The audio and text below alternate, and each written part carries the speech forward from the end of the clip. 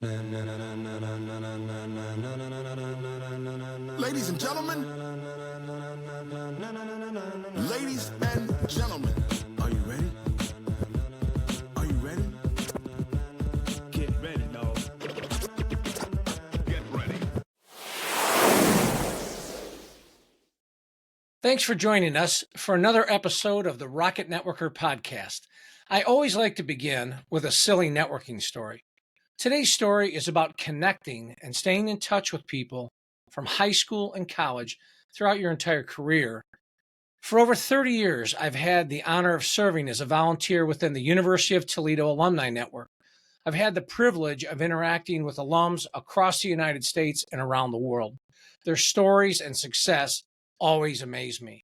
And that's where today's Rocket Networker guest comes in, Chris McBurney. Chris is Vice President and Head of Medical Affairs Engagement for Novartis in East Hanover, New Jersey. While we attended college at different times, we share a common bond through our love of the Rocket Nation. Chris, thanks for making time in your busy schedule to join us on the Rocket Networker podcast. Absolutely. Thanks for the opportunity. Good to connect again. It's good. It's good to connect with you as well. So first and foremost, how are things in New Jersey? Things are good. Daughter just came back. She didn't choose University of Toledo, but she did decide to go back to Ohio. So she is a Buckeye and then pre-optometry and just finished up her first year. Son is a junior in high school. In New Jersey, you get your license at 17, which is probably smart, versus Right. Ohio at 16. And he's getting his license in less than 30 days. So there's a lot of excitement in the McBurney household. Yeah, that's it. Well, we're heading into summertime and the kids are home, so that's always a good thing, right? Absolutely. So let's do this. We're going to talk today about the threads of connectivity. And just as background, Chris, the threads of connectivity are really nothing more than the little things that connect us at a personal level, right? Every day at work, we deal with the formalities of the things we sell and the products we market. But those are not the things that connect us. The things that bring us together are little things like hometown, family, high school, our volunteerism, the little things that really are the majority of our life. So today, what I'd like to do is go back in time a little bit with you. Let's start off with your hometown. I mean, where are you from? Yeah, born and raised in Columbiana County, where the Ohio River meets Pennsylvania, West Virginia, and Ohio. Small, old coke mine facility. Father worked at General Motors for 48 years, and you'll probably hear that theme a lot with blue-collar upbringing and mentality and work ethic. Yeah, a small town of 1,300, and really taught me sort of understanding people, connecting with people, as you said, and really being dependent upon each other. There are people in town that knew things about you before you knew them, and Right. so you really had to learn how to handle yourself and care for yourself and keep out of trouble. Exactly. Well, it's tough to hide in a small town, right? Absolutely. Everybody knows your story, and your parents' friends are on every corner, literally. On the two corners that exist, yes. Exactly, right? And the one stoplight. But you know what? There's a lot to be said about growing up in a small town. There's a lot of values there and family values and things. So talk a little bit about your family. You mentioned you have children, but let's go back in time. And do you have brothers and sisters? Yeah, so mom and dad still around. They moved from Ohio to Las Vegas recently, where my Okay. brother resides, and so younger brother as well. He's in the casino industry, and very proud of the work that he's done. A lot of business sharing.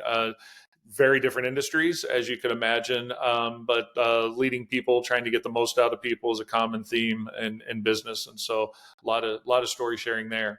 I mentioned the General Motors, 48 years. Dad got me in there for a summer to work. Always had good grades, but the grades never looked back. And I realized that if I had the opportunity to use this versus this, they had me in the tire room throwing about 4,000 tires at a night shift. We were working 5-10 hour shifts, and good money, hard work, great people, but the monotony was mind numbing at times, and really I enjoyed the summers, but I couldn't wait to get back to Toledo, and so really took off from academic and the connectivity point there at the university. So you've got your family environment there, small town, and you're working in the factory, which gives you a taste of what a lot of folks do, right? They work with their hands and their bodies, and it's a physical thing, and that makes you really appreciate going to college, it sounds like. Absolutely, yes. So now let's back up a little bit and talk about high school. What high school did you go to? Went to Leetonia High School in Leetonia, Ohio. You were in high school. Were you active in student government or sports or the band or glee club or anything like that? Yeah, so graduating class was 69. I mentioned the town itself was 1,300, so I was involved in captain of the basketball team, was academic advisor as well in some of the school politics. Everybody stuck together. One thing that was impressive looking back and having my kids go to high schools that have 300 in their class, you really didn't have cliques, and you didn't realize it. I mean, everybody was getting along. Everybody did everything. There weren't enough people not to. And so it was a great atmosphere to learn to trust people, have strong friendships, and that camaraderie. You talk about a fish in a pond. This was a fish. You can whatever size fish you want to rank me as, but it was a puddle. But it was a great opportunity, and just that Midwestern upbringing, salt of the earth folks that it attracts to the people that I hire. And when you're in the New Jersey, New York area, you lived here for a while. There's a different speed and a different approach and a different style of people. In Ohio and growing up, you assume positive intent, and I think that's one of the best learnings that I give to some of the people that I mentor and coach. Don't assume someone's out to get you. That's a horrible way to live life and wake up every day. Assume good intent, try to reframe it, get to that understand, ask why, because they might have been having a bad day. You don't know what's going on in their world. But if you go out thinking everybody's out to get you, those are going to make for some long, rough days.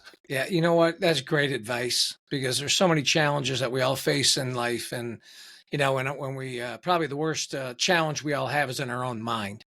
Absolutely. Keeping the positive attitude, and that's a difficult thing. So small town America does a great job of teaching us how to get around some of that. It gives you that good work ethic, and that's you sounds like you've carried that with you to the big city. I have. So now you're in high school, you're involved in sports, everybody's involved in everything, like you said. As you start getting to junior and senior year, talk a little bit about that. Were you thinking of going to college or the military, or maybe going into the factory with your dad? What were you thinking about?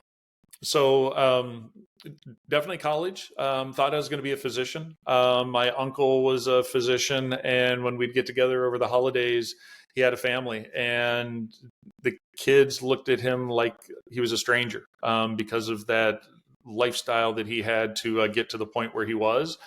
So then I started. I'm a big family guy. That's very important, and the reason that I wake up every day and trying to provide for the family and just watch them grow and getting their education and such, and seeing what they're going to be when they grow up, if you will. And so started to look into healthcare and other industries. And one of the rising areas was pharmacy. And Toledo had a great program, hit it off with some of the faculty members there, and went down that route. And while at the university, thought I was going to be a retail pharmacist, potentially even going back to Ohio. And then I started getting into the research aspect of things. And that was some great opportunities with the team there. And this was even before the Medical College of Ohio combined, and the opportunities at the university now. I had to really find some good professors that wanted to do this, and were willing to take a chance on me. And so I was doing infectious disease, counting Petri dishes by myself at night. I like the research, but I needed to interact with people. And then we got exposed to some of the industry. And so that was that element of business and academia and the science. And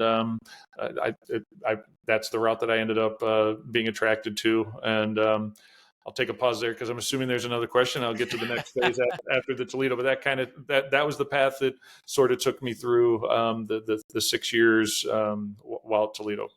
Let's talk about college a little bit. So when you got to Toledo, what was it like your freshman and sophomore year? Overwhelming. There were more people on campus in the town that I grew up in, and I knew that going in. But you meet some good people. I remember the chemistry had 500 people in that lecture hall, and Wow. that was, we didn't have 500 people K through 12. So Right. Yeah. like, what the hell's going on here? And Right. what did I take on? And you get those first couple good grades, then you get a bad grade, and you second guess. And like you said before, you play those mind games, but then you find your stride. Then you meet your friends, and this lady that I ended up becoming really close friends with, Michelle, who happens to turned out to be my wife, and so we became best friends. She was a Spanish degree graduate from the University of Toledo, Okay. and so when you meet your life partner, that makes it a lot easier. And just Toledo will always have that special place to give me the foundation from an education, but also the foundation for my family. Now, when you were on campus, did you get involved in other student organizations? Some of the professional organizations, we had friends that were involved in the student government, and so we would get pulled into some of the events. Mhm. My wife did do the sorority, and so she was involved in Greek life.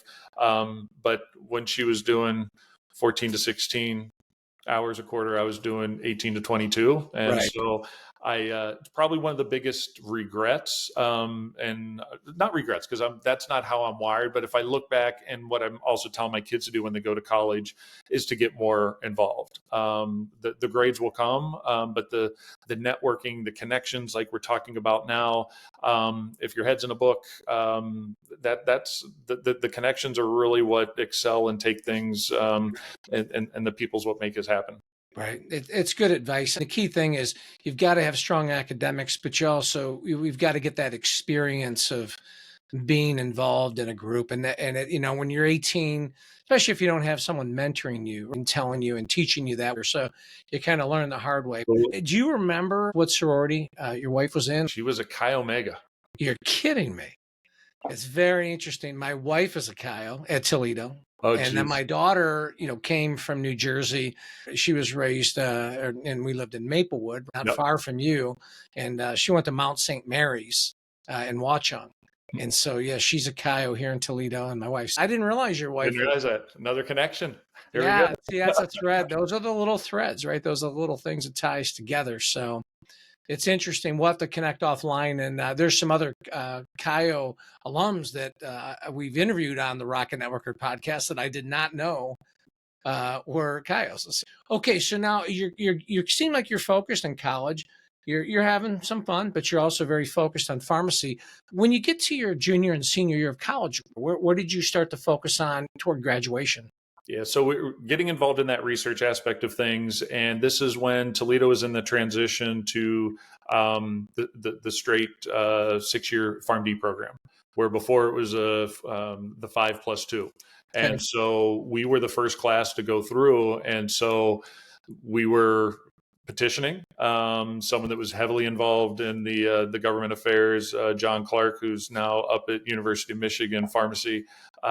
He was really spearheading it, but you need a group, the support to say, hey, we're committed, we're going to do it, we're going to have the high academics, we're going to show that we can condense the programs, because the pharmacy degrees were moving from the RPHs to the PharmDs, and so we caught that wave. So another reason that the academics and the hyper focus, because essentially you condense in 7 years and you go into 6, but it doesn't change the academics, so you're going for 2 summers, and so Right. it becomes a relatively intense program. So when you graduated with the Bachelor's of Science in Pharmaceutical Science, wife graduated with her bachelor's, moved back home, taught at her alma mater outside in Cleveland, finished up the PharmD program, and then went on to the next phase, where I actually was on staff at University of Michigan School of Public Health, and did a fellowship in pharmacoeconomics and outcomes research.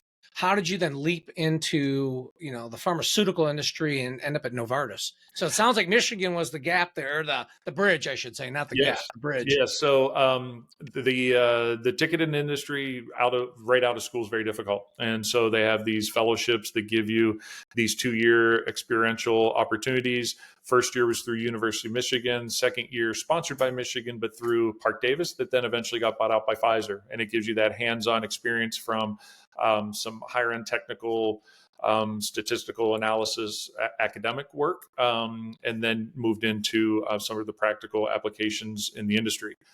But I did learn from college as far as like, hey, I want to get more hands on. I want to get out there. So I actually audited my classes. It was a non-degree granting program. I didn't think that I would end up finishing and getting the Master's of Public Health. And as such, I was able to produce the most publications, posters, and oral presentations of any fellow that has gone through that class before. And through that, increase the network, working directly with other faculty and teachers versus the in class. At that point, going straight from the Toledo and back into the classroom, I needed the technical skills to apply to the research that I was doing, but I wanted to do the research. I wanted to do the hands-on. It was that time, and that eventually led to 2 job offers, and that was with the FDA and with Novartis. And to be transparent, I went the route to better pay off some of my student debt, and I actually haven't looked back. And Novartis has been a great company. Sure, we'll get into it, but I've been able to have sort of 6 careers at the organization. And I've been here for 22 years. Wow, that's great. All right, so let's stay focused on Michigan just for a second. What was that like for you compared to the University of Toledo? I enjoyed Toledo more. One, I was with Michelle, my wife, during the fellowship. She spent some time in Ohio. We got married, spent some time apart, and then came back together. There was travel involved, and I was bouncing between the School of Public Health, which is a single building, and the hospital. So I didn't see the full university. I wasn't at the quad. Went to a football game, went to a basketball game, but I didn't feel like I was part of the community. It was more like it was almost like a first job rather than a college experience. That makes sense? Yes, absolutely. Now I look back and I probably missed out on some opportunities because I see what my daughter's doing now at Ohio State, and it's kind of ironic that I was employed at University of Michigan and got a daughter at Ohio State. But I'm a Big Ten fan first and foremost, but I wouldn't be here if it wasn't for University of Michigan. Give me that opportunity. But being born and raised, if you hold me to it, I'm always going to hold affiliations to our Ohio schools. So, all right. So now you're coming to your end of your time at Michigan. You get a couple job opportunities. You take the Novartis job. Where was that job at? Where were you physically located?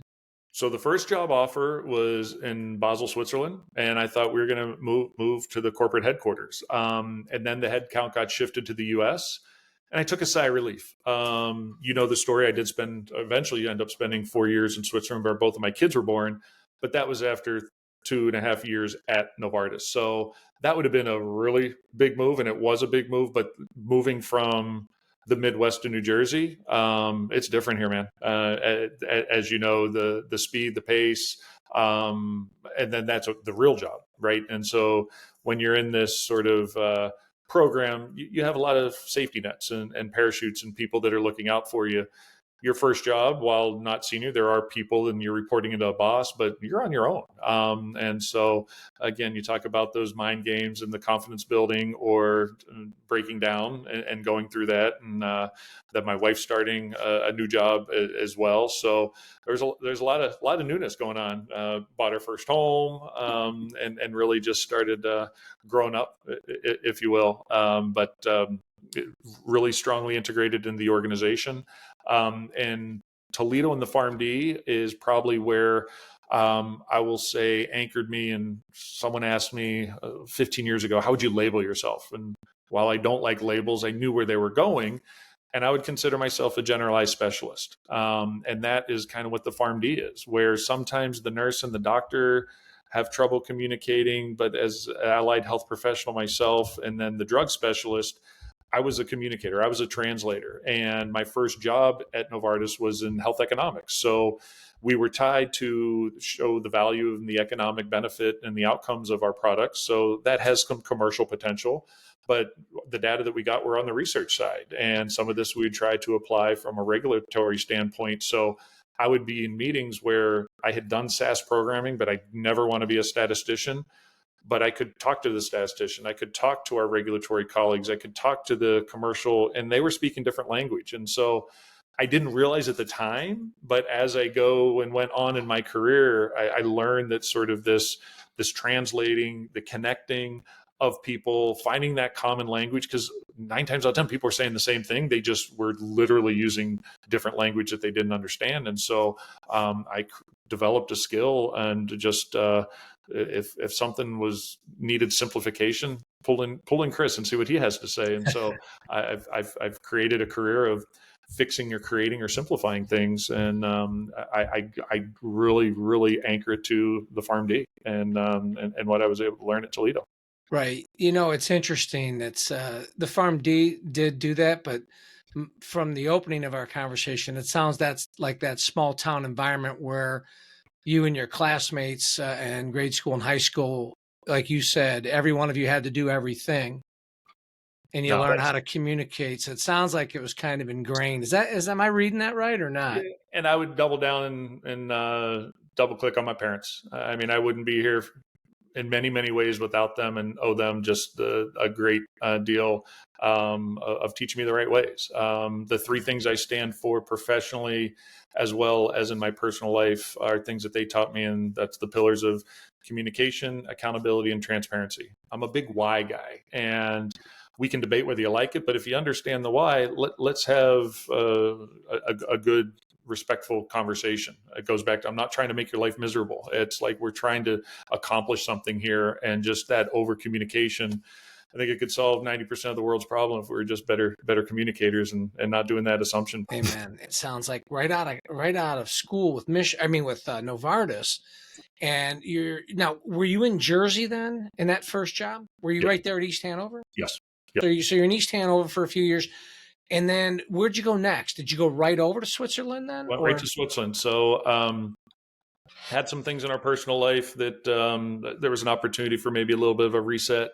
And then professionally, the boss said, "Hey, you want to go?" And I'm like, "Hey, why not?" And we were talking about at that point starting a family, and signed a 2-year agreement, extended it to 3, and then extended it to 4. By that point, had the 2 children, so it was time to come back. Had 2 careers over there, so increasing level of responsibilities in the health economics, market access aspect. And then I did a career shift into more general management line, and did commercial marketing for a cardiovascular compound. That's where it got tricky. 2 kids in tow, 4 years, grandparents on both sides, a couple of great grandparents as well, wanting to see the kids. And so we had some of the family pressure, and it was time to come back. And at that point, I had done couple different therapeutic areas. So I did neuroscience, cardiovascular, and GI. And then since 2007, when we came back, I've done a lot in the oncology space, in both blood cancers as well as solid tumor. And really just the career took off from that point, having that international global experience. I'm not your traditional pathway. I mean, a lot of people in the industry go country to global. I went global to country. I've done sales roles. I've done medical roles. I've done things on our pharma side, stuff on the oncology side. So that's where I say, I saw people moving around me that I graduated with, and they're probably jumping in title and probably salary. But I was like, I'm being able to be creative. I'm definitely busy. I've definitely seen the value. I would go home sometimes and they're like, "Hey, when am I going to see McBurney's pharmacy? When are you going to buy the local pharmacy?" I'm like, if you see that, I failed miserably, because in a 22-year career, I've been able to exponentially, indirectly affect so many more patients and their families and their loved ones. That's where I took the Hippocratic Oath at Toledo upon graduation, to really just benefit these patients' quality of life and lives, and hopefully extend them in many cases. And it's just been very, very rewarding. I'm gonna go tactical with this next question. So the audience, I think, and I want to know, you had your two children in Switzerland. Do they have dual citizenship? They have a very cool international birth certificate. The UK and France are like the US. If you're born on their soil, you claim citizenship. Swiss, Italians, Germans, Austrians, they like to keep their own. So there's an opportunity for testing after 10 years and a rather large payment. So while the red passport would have been a cool novelty item, the blue one will serve us just fine. And Exactly. it Well, was I'll never forget though. My son came home almost in tears saying, no one believes that I was born in Switzerland. Cause you remember like in kindergarten, first grade, where's everybody born and from? And so we had to find and dust off the international birth certificate and prove that he wasn't lying to his buddies. So it's a good novelty item. hey, it's a conversation thing. That's very cool. All right, so now you come back to the States. Did you come right back into Jersey again? Did you go back to East Hanover? Yeah. So we've been in New Jersey. Before we were closer to the PA border. Now we're more of North Central Jersey. Been here in Montville, New Okay. Jersey since '07. Well, it's interesting. We moved from San Francisco to New Jersey thinking we'd be there for 2 years, and 22 years later, we moved out. So we like the Garden State. We're fans of New Jersey. There's Absolutely. there's lots of University of Toledo and former Toledoans that live in the area, so that's kind of neat. Yeah, we So need to let's talk. activate that New York alumni again. We've talked about this, so we'll make it public that we need to get that gathering. Those were a lot of fun back in the day. Well, it's interesting that Gene and Nancy Collins, who live in Hartford, Connecticut, they're both retired now, both born and raised in Toledo, but lived their entire adult lives and worked in New York City and in the New York area. They are restarting that New York City alumni chapter, and we've been plugging people into them, and we'll get you All right. connected. And your wife, now that I know she's a Toledo Coyote, we got to drag her into the middle of that mix too. So that'll be great. Look forward to it. It'll be good. So let's talk a little bit about your work now. So obviously you've got a lot going on. It's a busy schedule. Talk a little bit about what you do today for Novartis. Yeah. So out in the field, we have a group of medical associates. They could be PharmDs, MDs, PhDs, and called medical science liaisons, MSLs. And so at Novartis, we're focused in sort of 4 key areas, but I have 7 field lines across neuroscience, cardiovascular, renal, within immunology. Within oncology, we have radioligand therapy, which is nuclear medicine, solid tumor, and hematology. So every day's could be very different, Right. but we're really focused on bringing innovative treatments to patients that benefit their quality of life or improve the overall survival of these patients. So, like I said, it's been a great company to work for. They definitely take care of their associates. Products, and we've changed the course of therapy. I mean, we're the ones that came up with Gleevec, which is for a blood cancer that basically was a 5-year death sentence. And now we've done a first and second and now a third generation within this class that just keeps getting better and better, and people are living normal lives, which is awesome. A couple Right. different platforms. I mentioned the nuclear medicine, but we were also the first to launch cellular therapy. And with that cellular therapy, start off in pediatrics. And Emily Whitehead's was one of our first patients that was treated with the investigational compound out of UPenn. And she just announced that she's on her 12th year of survival of just a horrible pathway of 5-6 lines of therapies that had just failed. And this is just using your own cells and basically having your own body help attack the cancer, which is pretty phenomenal. My wife's a breast cancer survivor, so it's amazing. It's been almost 25 years, but it's having lived through that with her, it's not, being the husband's not as scary as being the patient, but having your loved one go through that, especially we were young, we had a 3-year-old and a 1-year-old at the time, so it was pretty traumatic. But when you look at the oncology researchers and the folks at companies like Novartis, my wife wouldn't be here today if it wasn't for the folks like yourself and the research scientists and the advocates that are pushing the envelope of those drugs. So, I can speak for myself and my wife. We're grateful.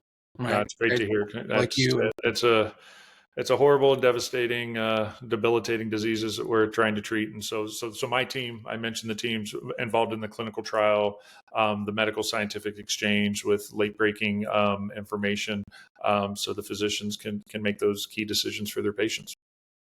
Let's go back a little bit. And if you could go back to the University of Toledo and sit down with some freshmen that are diehard PharmD, pharmacists, and they're ready to go, what's your advice looking back over your career to help short circuit theirs? I mean, to make them, speed them up. What would you give them advice on? From the academic and experiential college, academic, think outside the box. They're going there with the intention to get a degree and get a job, and maybe this job in particular that they have in mind.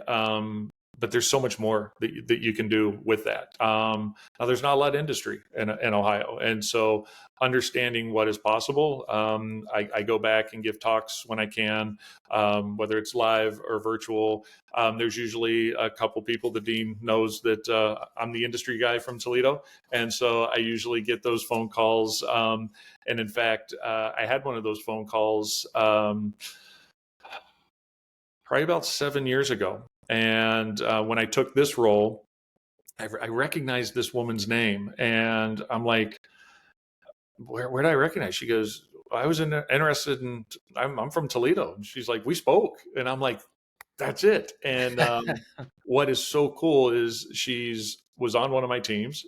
She recently just had a baby, and she just got promoted. And now she's going to be one of the field leaders for the teams that I described. And so, not even knowing that the Toledo connection had that, but just you saw the work ethic, and there were a lot of similar characteristics, and it's just great to see, and it's just really ironic in a small world. So that would be one thing about endless possibilities, and really explore those, because you really don't know what you don't know, and just having that curious mindset goes a long way.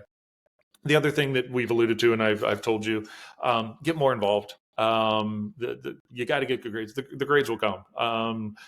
There is that possibility of overstudying, and I definitely, it's easier said than done. But getting involved in the community, outreaching, getting involved with people outside of your own discipline. I had that opportunity where I met my wife, and so those were good conversations, because she didn't want to hear about my science, and my Spanish was, if she was talking about me, I knew it, but I couldn't definitely keep up with her.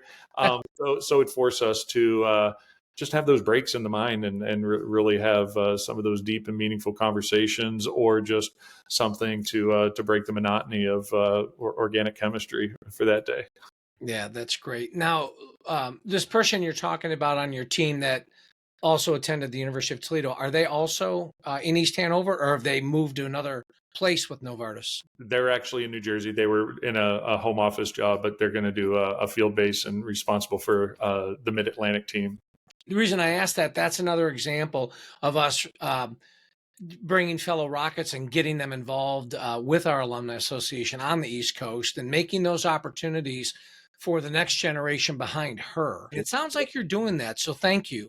Yeah, absolutely. And back to that, for those listening to the podcast, always make time for people. My admin hates me because I don't tell no to anybody that wants to talk about development. I've had some great privileges, and for me, if it's a little bit that I can give back, whether it's mentoring, coaching, situational, challenging business, challenging people situations, those are some of the tricky ones. There are no books on those situations, and that people can be complex, and the world around them in their personal life and how it affects them in their day to day. There's so many things to where it's like, just dig a little bit, and then they're like, oh my gosh, they had a death, they had the disease, a disease in the family, a loved one struggling. And then it just gives that different perspective. So closing up into the what we started with, that good intent. Seek to understand the person that you're sitting in front of, especially if there's a struggle. Right. Well said. I think the two of us could carry this conversation on for a while. So we may have to do this again. We may have to come on and pick up maybe a conversation on life in the Metro New York City area. I think the two of us would have fun sharing some war stories there. Absolutely. Absolutely. No, I'd happy to, but I really appreciate the time. And once a rocket, always a rocket. So I appreciate the opportunity to share the time together. That's great. Well, Chris, thanks for making time in your busy schedule, and thanks for sharing your journey. It means a lot. Absolutely. All right. And that's it for this episode of the Rocket Networker podcast. Now it's time to launch connections to ignite your success. And the key question is, are you ready? Is it time to add the threads of connectivity to your team's networking and relationship building approach? Let's schedule a speech at your next annual meeting, a training workshop, or coaching sessions for individuals and small groups. Visit rocketnetworker.com to schedule a conversation today. It's time to launch connections to ignite their success. Are you ready?